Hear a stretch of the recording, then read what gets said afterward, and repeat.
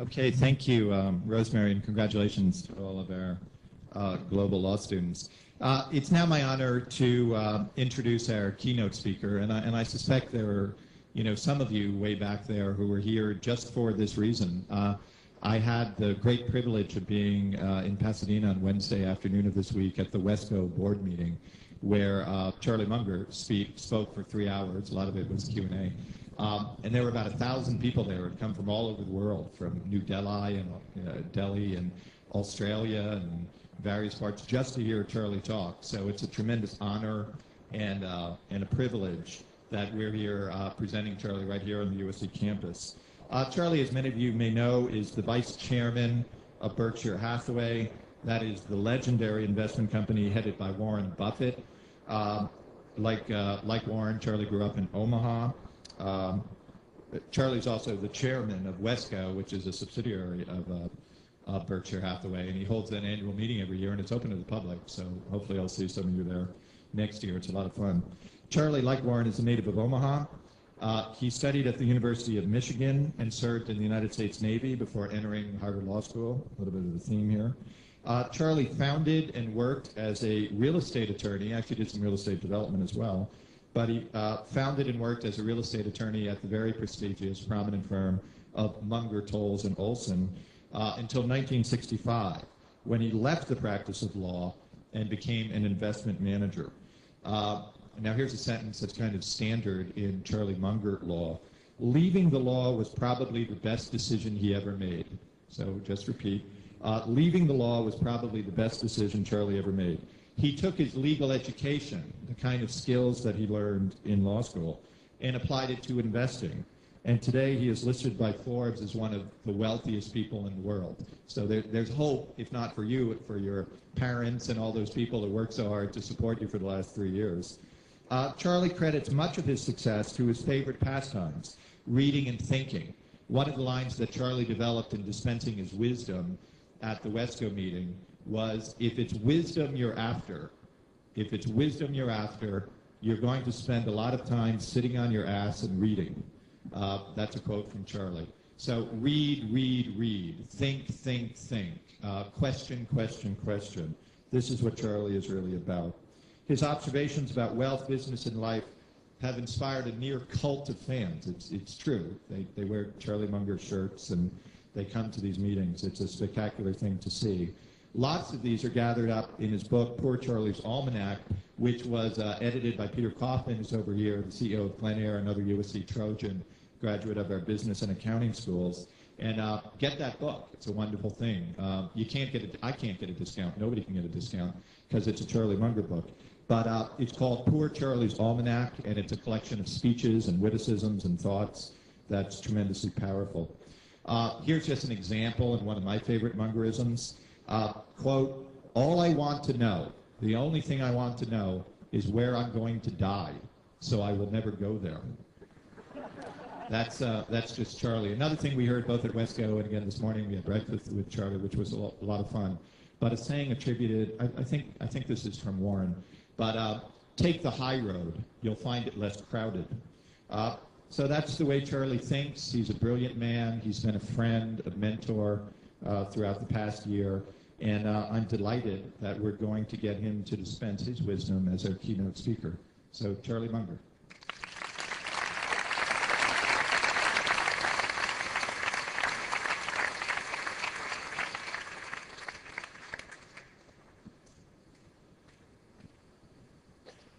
Well, no doubt many of you are wondering why the speaker is so old.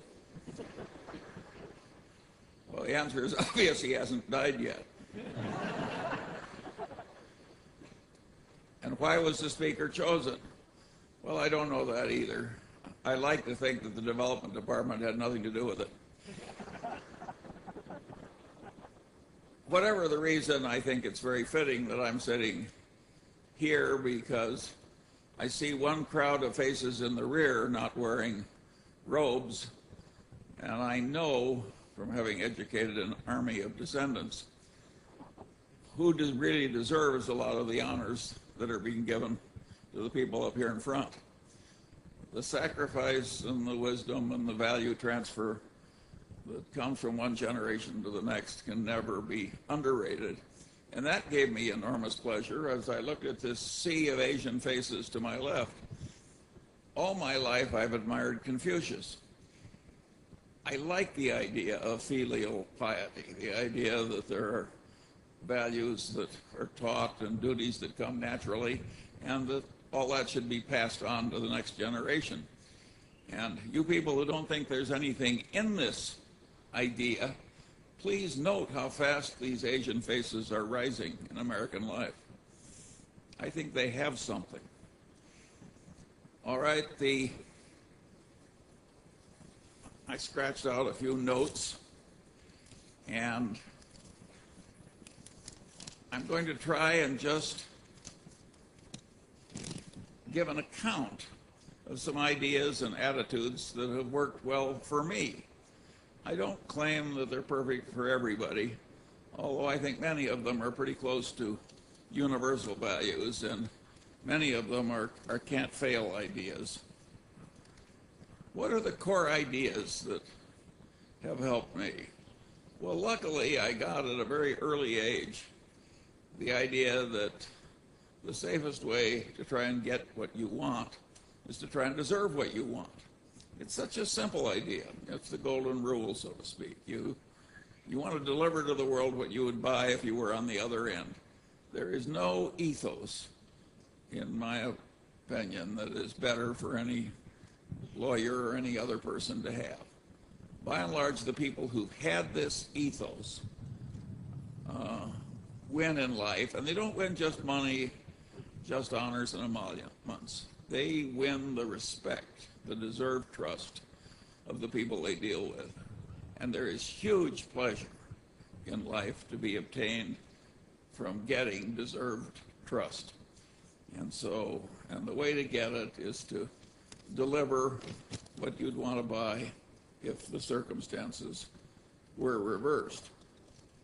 Now, occasionally you find a perfect rogue of a person who dies rich and widely known. But mostly these people are fully understood by the surrounding civilization. And when the cathedral is full of people at the funeral ceremony, most of them are there to celebrate the fact that the person is dead. And that reminds me of the story of the time when one of these people died and the minister said, "It's now time for someone to say something nice about the deceased." And nobody came forward. And nobody came forward. And nobody came forward. And finally one man came up and he said, "Well, his brother was worse." That is not where you want to go. That's not the kind of funeral you want to have. You'll leave entirely the wrong example. A second idea that I got very early was that there's no love that's so right as admiration-based love, and that love should include the instructive dead. Somehow I got that idea, and I've lived with it all my life, and it's been very, very useful to me. A love like that celebrated by Somerset Maugham in his book of Human Bondage, that's a sick kind of love. It's a disease. And if you find yourself in a disease like that, my advice to you is turn around and fix it, eliminate it. Another idea that I got, and this may remind you of Confucius too, is that wisdom acquisition was a moral duty. It's not something you do just to advance in life. Wisdom acquisition is a moral duty. And there's a corollary to that proposition, which is very important. It means that you're hooked for lifetime learning. And without lifetime learning, you people are not going to do very well. You are not going to get very far in life based on what you already know. You're going to advance in life by what you're going to learn after you leave here. If you take Berkshire Hathaway, which is certainly one of the best regarded corporations in the world, and it may have the best long-term investment record in the entire history of civilization. The skill that got Berkshire through one decade would not have sufficed to get it through the next decade with the achievements made. Without Warren Buffett being a learning machine, continuous learning machine, the record would have been absolutely impossible. The same is true at lower walks of life. I constantly see people rise in life who were not the smartest, sometimes not even the most diligent, but they are learning machines. They go to bed every night a little wiser than they were when they got up. And boy, does that habit help, particularly when you have a long run ahead of you.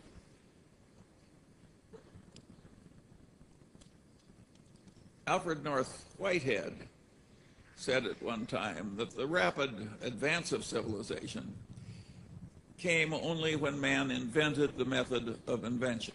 And of course, he was referring to the huge growth in GDP per capita and all the other good things that we now take for granted, which started a few hundred years ago, and when before that, all was stasis.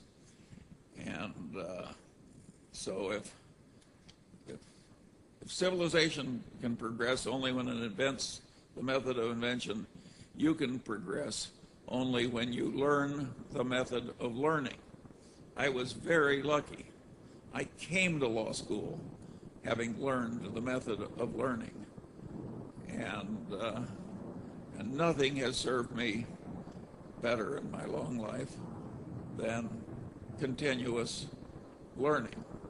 And if you take Warren Buffett, if you watched him with a time clock, I would say half of all the time that he spends is just sitting on his ass and reading. And a big chunk of the rest of the time is spent talking one-on-one, either on the telephone or personally, with highly gifted people whom he trusts and who trust him.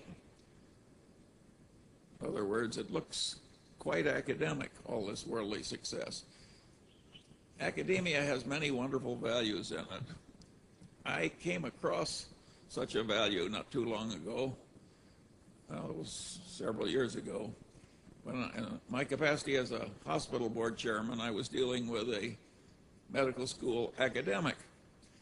And this man, over years of hard work, had made himself know more about bone tumor pathology than almost anybody else in the world. And he wanted to pass this knowledge on to the rest of us, and particularly the people that treat cancer, bone cancer. And how was he going to do it? Well, he decided to write a textbook that would be very useful to other people. Now, I don't think a textbook like this sells 2,000 copies, but those 2,000 copies are in all the major cancer centers of the world. He took a year's sabbatical, and he sat down at his computer, and he had all the slides because he'd saved them and organized them and filed them. And he worked 17 hours a day, 7 days a week, for a year. That was his sabbatical. At the end of the year, he had one of the great bone tumor pathology textbooks of the world.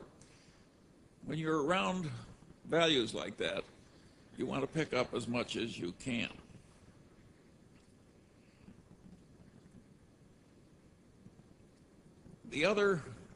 Another idea that was hugely useful to me was that I listened in law school when some wag said, a legal mind is a mind that when two things are all twisted up together and interacting, it's feasible to think responsibly about one thing and not the other.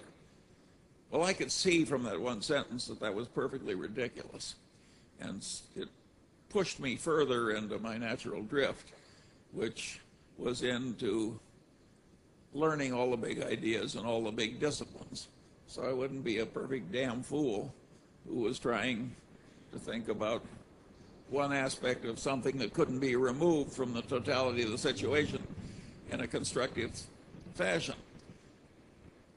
And what I noted, since the really big ideas carry 95% of the freight, that it wasn't at all hard for me to pick up all the big ideas in all the disciplines and make them a standard part of my mental routines.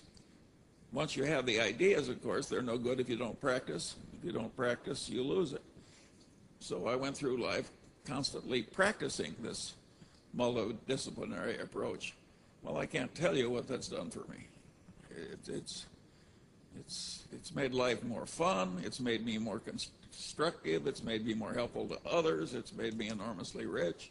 You name it, that attitude really helps. Now, there are dangers in it, because it works so well that if you do it, you will frequently find you're sitting in the presence of some other expert, maybe even an expert that's superior to you, supervising you. And you will know more than he does about his own specialty, a lot more. You'll see the correct answer when he's missed it.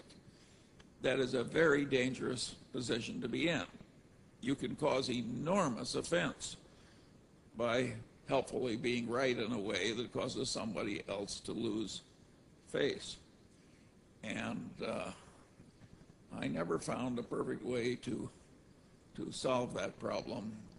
I was a great poker player when I was young, but I wasn't a good enough poker player, so the people failed to sense that I thought I knew more than they did about their subjects, and it gave a lot of offense. Now I'm just regarded as eccentric, but there was a difficult period to go through. And my advice to you is to learn sometimes to keep your light under a bushel. One of my colleagues, also a number one in his class in law school, a great success in life, clerk for the Supreme Court, etc. But he knew a lot, and he tended to show it as a very young lawyer. And one day, the senior partner he was working under called him in and said, "Listen, Chuck," he says, "I want to explain something to you." He says, "Your duty under any circumstances is to behave in such a way that the client thinks he's the smartest person in the world. And if you've got any little energy or insight available after that, use it to make your senior partner look like the smartest person in the world. And only after you've satisfied those two obligations do you want your light to shine at all." Well, that may have been very good advice for rising in a large firm. It wasn't what I did. I always obeyed the drift of my nature, and if other people didn't like it, well, I didn't need to be adored by everybody. Another idea, and by the way, when I talk about this multidisciplinary attitude, I'm really following a very key idea of the greatest lawyer of antiquity, Marcus Tullus Cicero. And Cicero is famous for saying, "A man who doesn't know what happened before he's born goes through life like a child." Now, that is a very correct idea of Cicero's, and he's right to ridicule somebody so foolish as not to know what happened before he was born. But if you generalize Cicero, as I think one should, there are all these other things that you should know in addition to history. And those other things are the big ideas in all the other disciplines. And it doesn't help you just to know them enough so you could prattle them back on an exam and get an A. You have to learn these things in such a way that they're in a mental lattice work in your head, and you automatically use them for the rest of your life. If you do that, I solemnly promise you that one day you'll be walking down the street and you'll look to your right and left and you'll think, "My heavenly days, I'm now one of the few most competent people of my whole age cohort." If you don't do it, many of the brightest of you will live in the middle ranks or in the shallows. Another idea that I got, and it was encapsulated by that story the dean recounted about the man who wanted to know where he was going to die, and he wouldn't go there. That rustic who had that idea had a profound truth in his hand. The way complex adaptive systems work and the way mental constructs work, problems frequently get easy. I'd even say usually are easier to solve if you turn them around in reverse. In other words, if you want to help India, the question you should ask is now, how can I help India? You think, what's doing the worst damage in India? What will automatically do the worst damage, and how do I avoid it? You'd think they're logically the same thing. They're not. Those of you who have mastered algebra know that inversion frequently will solve problems which nothing else will solve. And in life, unless you're more gifted than Einstein, inversion will help you solve problems that you can't solve another way. Let me use a little inversion now. What will really fail in life? What do we want to avoid? Such an easy answer. Sloth and unreliability. If you're unreliable, it doesn't matter what your virtues are. You're going to crater immediately.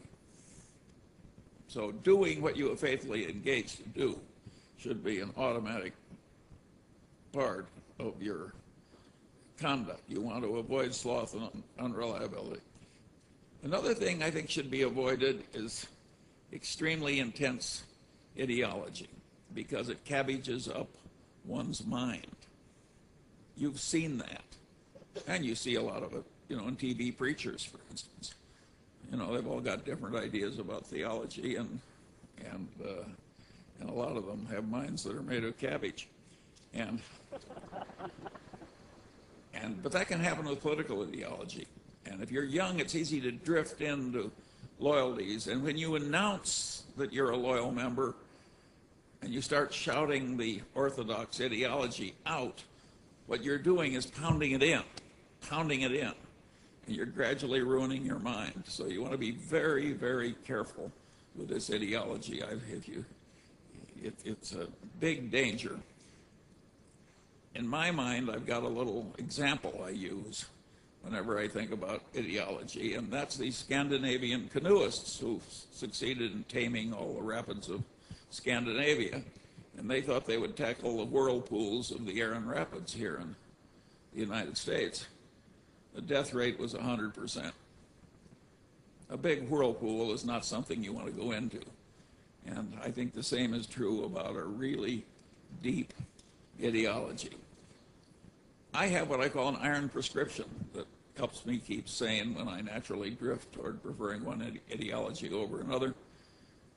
And that is, I say, I'm not entitled to have an opinion on this subject unless I can state the arguments against my position better than the people do who are supporting it. I think only when I've reached that state am I qualified to speak. Now, you can say that's too much of an iron discipline. It's not too much of an iron discipline. It isn't even that hard to do. It sounds a lot like the iron prescription of Ferdinand the Great. It's not necessary to hope in order to persevere. That probably is too tough for most people. I don't think it's too tough for me, but it's too tough for most people. But this business of not drifting into the extreme ideology is a very, very important thing in life. If you want to have more correct knowledge and be wiser than other people, the heavy ideology is very likely to do you in. Another thing, of course, that does one in is the self-serving bias to which we're all subject. You think the true little me is entitled to do what it wants to do. And, for instance, why shouldn't the true little me overspend my income? Well, there once was a man who became the most famous composer in the world, but he was utterly miserable most of the time. And one of the reasons was he always overspent his income. That was Mozart. If Mozart can't get by with this kind of asinine conduct, I don't think you should try it.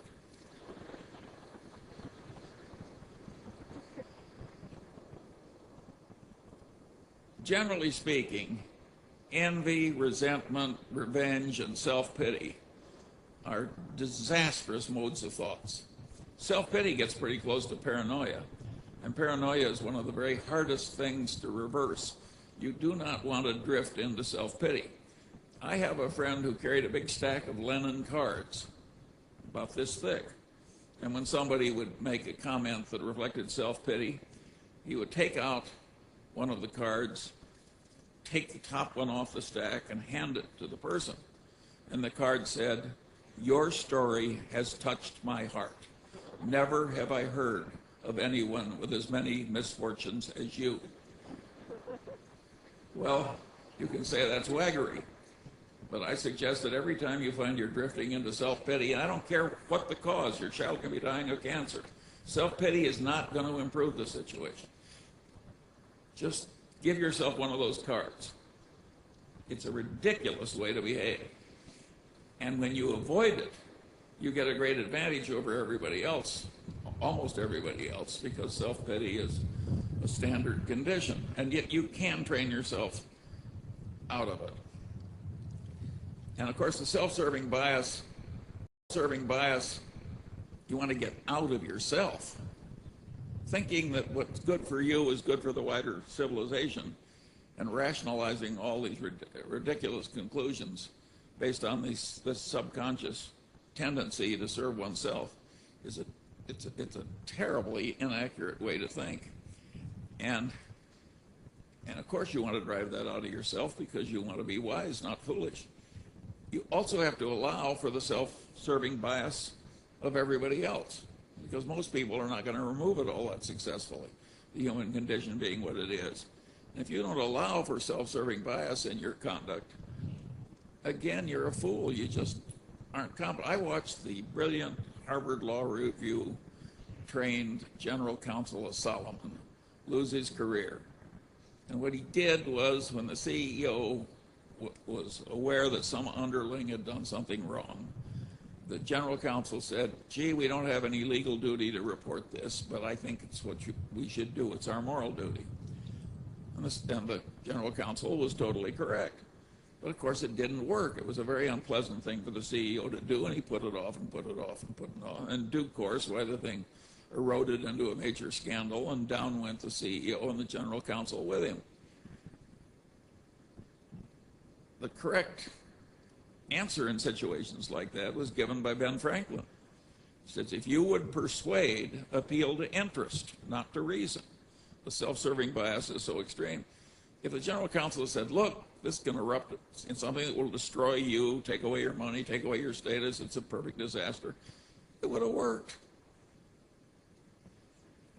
You want to appeal to interest. You want to do it with lofty motives, but you should not avoid appealing to interest. Another thing, perverse incentives.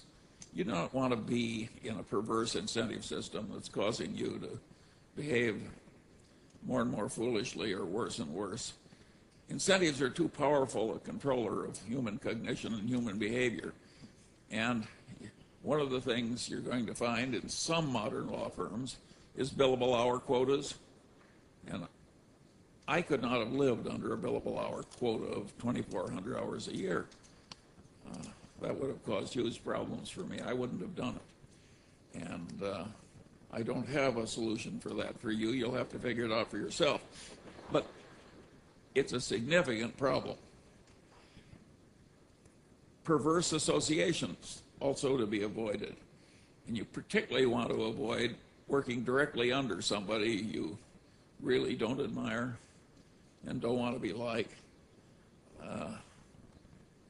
It's very dangerous. We're all subject to control to some extent by authority figures, particularly authority figures that are rewarding us. And that requires some talent. The way I solved that is I figured out the people I did admire, and I maneuvered cleverly without criticizing anybody. So I was working entirely under people I admired. And a lot of law firms will permit that if you're shrewd enough to work it out. And your outcome in life will be way more satisfactory and way better if you work under people you really admire. The alternative is not a good idea. Objectivity maintenance. Well, we all remember that Darwin paid special attention to disconfirming evidence, particularly when it disconfirmed something he believed and loved. Well, objectivity maintenance routines are totally required in life if you're going to be a correct thinker. And there we're talking about Darwin's attitude, special attention to the disconfirming evidence, and also to checklist routines. Checklist routines avoid a lot of errors. You should have all this elementary wisdom, and then you should go through a mental checklist in order to use it. There is no other procedure that will work as well. A last idea that I found very important is I realized very early that non-egality would work better in the parts of the world I wanted to inhabit. What do I mean by non-egality? I mean John Wooden, when he was the #1 basketball coach in the world, he just said to the bottom 5 players, you don't get to play your sparring partners. The top 7 did all the playing. Well, the top 7 learned more, remember the learning machine, because they were doing all the playing. And when he got to that system, why, Wooden won more than he'd ever won before. I think the game of life, in many respects, is getting a lot of practice into the hands of the people that have the most aptitude to learn and the most tendency to be learning machines. And if you want the very highest reaches of human civilization, that's where you have to go.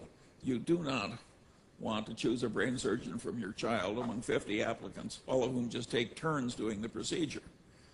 You know, that's not the way to get the really important. You know, your airplane's designed that way.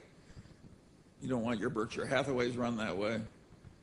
You want to get the power into the right people.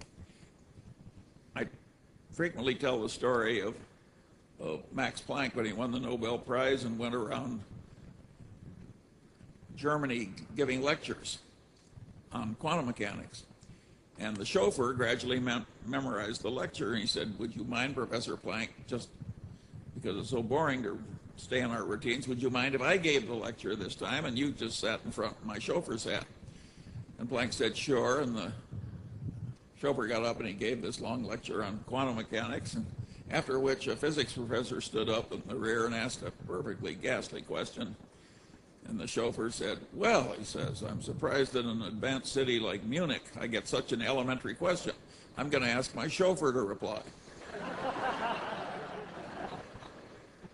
Well, the reason I tell that story is not entirely to celebrate the quick-wittedness of the protagonist.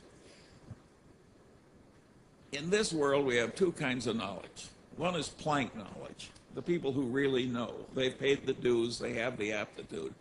And then we got chauffeur knowledge. They have learned to prattle the talk. And they have a big head of hair, they may have fine timbre in the voice, they make a hell of an impression. But in the end, they've got chauffeur knowledge. I think I've just described practically every politician in the United States. And you're going to have the problem in your life of getting the responsibility into the people with the Planck knowledge and away from the people who have the chauffeur knowledge. And there are huge forces working against you. My generation has failed you to some extent. We are delivering to you in California a legislature where only the certified nuts from the left and the certified nuts from the right are allowed to serve, and none of them are removable. That's what my generation has done for you. But you wouldn't like it to be too easy, would you?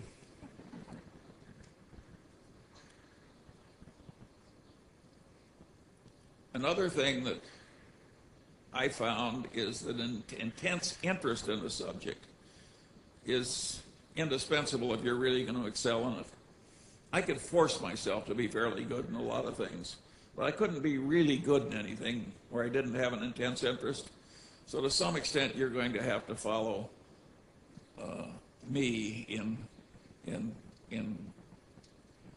if at all feasible, you want to drift into doing something in which you have a natural interest.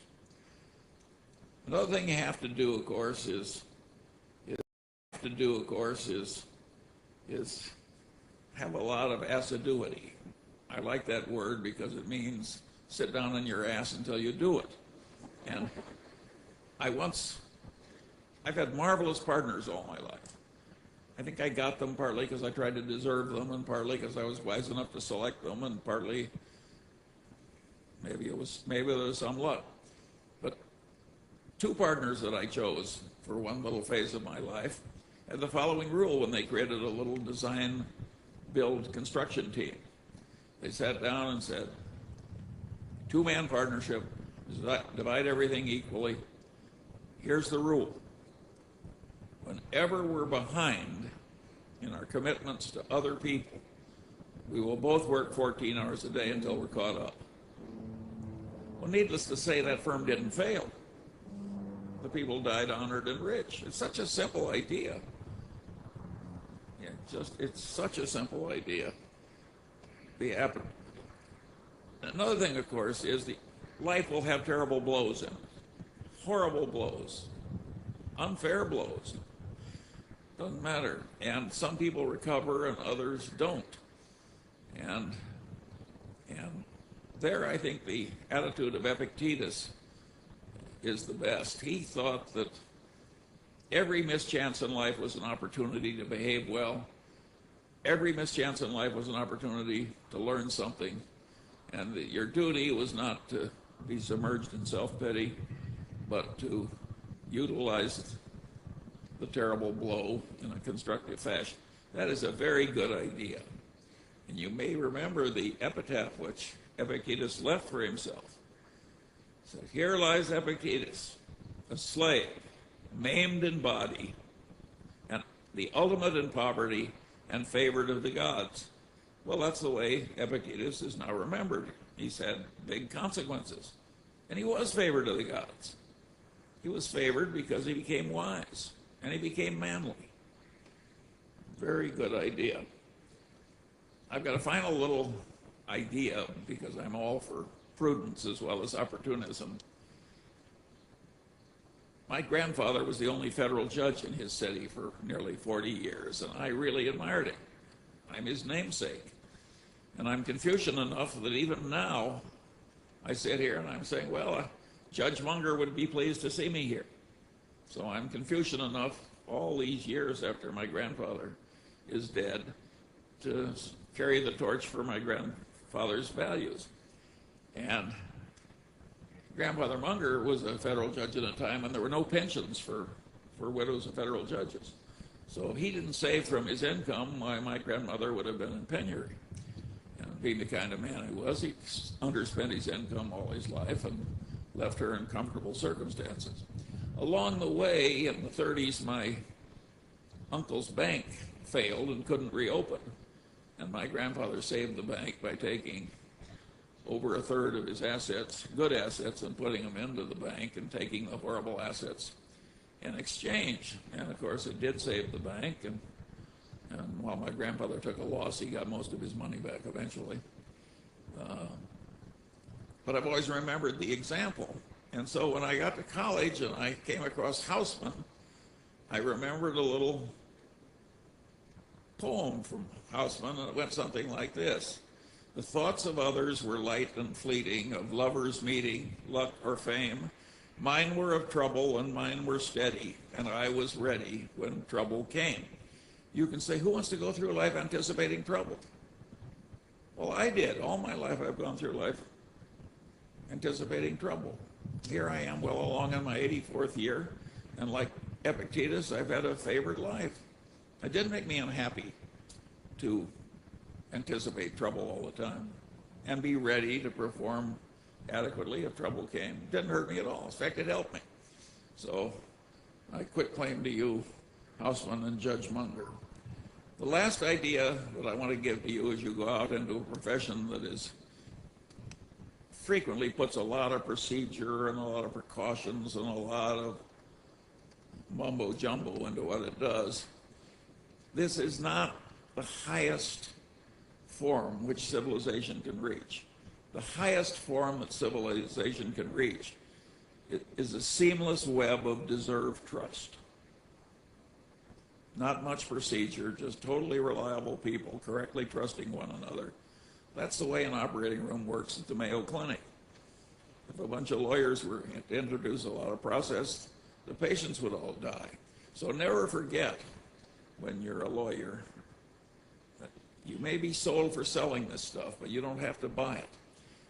You may be rewarded for selling it, but you don't have to buy it. In your own life, what you want is a seamless web of deserved trust. And if your proposed marriage contract has 47 pages, my suggestion is you not enter. Well, that's enough for one graduation. I hope these ruminations of an old man are useful to you. In the end, I'm like Old Valiant for Truth and Pilgrim's Progress. My sword I leave to him who can wear it. You can sit for a minute.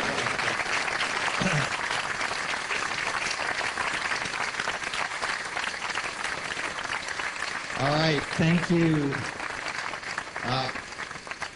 Thank you, Charlie, for sharing your insights with all of us, certainly for helping me throughout the year. Again, a little shout out, Poor Charlie's Almanac. You can get it online, not at a discount.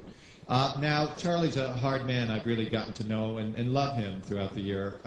He's a hard man to get things for that he doesn't already have, but I did it. We did it here today because we're giving him something we know he doesn't have.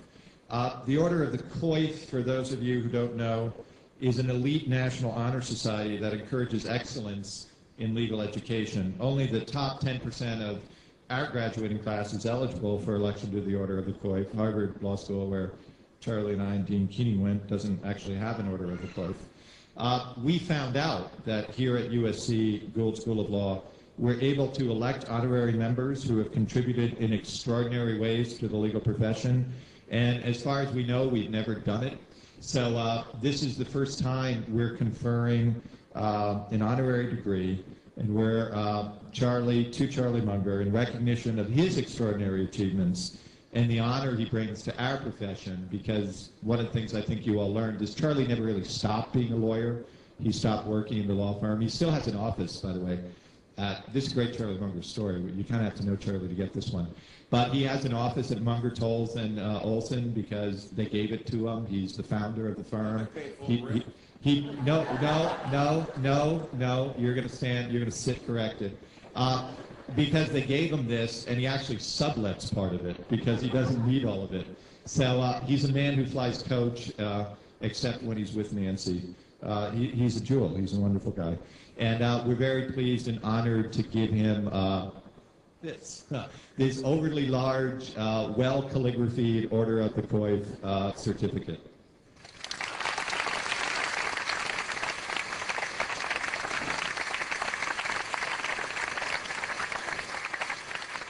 I want to point out how wise SC is. Caltech offered to give me a Master's of Science if I would send them $15. I'd completed the program. And, of course, I never sent the $15. I get this one without having to pay for it. Not yet, Charlie. Bill's in the mail.